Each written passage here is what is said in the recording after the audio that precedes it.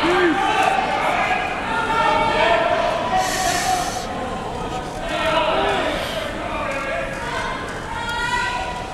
are these people talking about?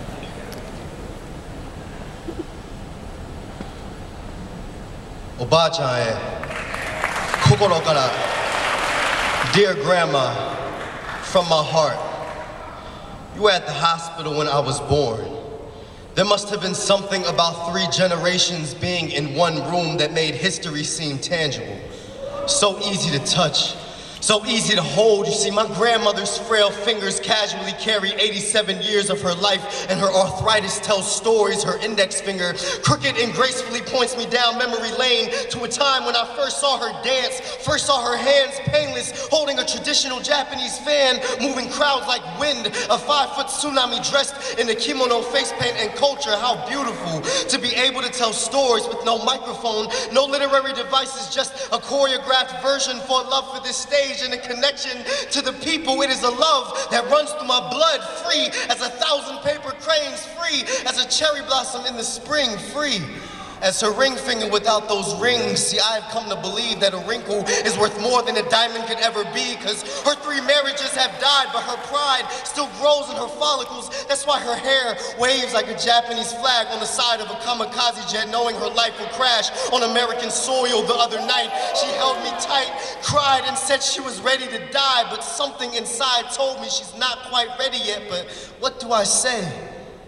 What can one possibly say about life to a person who has already seen the smirk on death's face? Her arthritis comes from his firm handshake. Her knuckles are too weak to open a jar, but still strong enough to carry her sanity in her palms. See, for the last 8 years that I've lived with her, I woke up to her prayers and fell asleep to her cooking. She would mend a rice ball like a broken heart and feed it to me in case I ever needed another one inside of my chest. I recently noticed her feet are deformed from dancing on top of decades. I used to think we took our shoes off to help keep the house clean, but it's really to respect the land she walks on and remind myself this is not a nursing home. Our daily dialogue is her assisted living. Now I know why she always wants to make me food.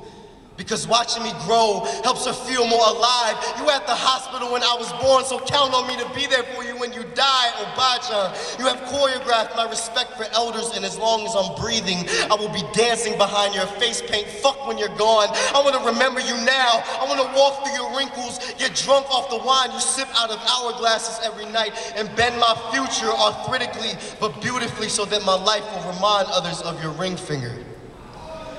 I asked my mother, what's the one thing she would say about hers? And she said, she has experienced war. She has experienced lots and lots of struggles, you know? But she never be defeated.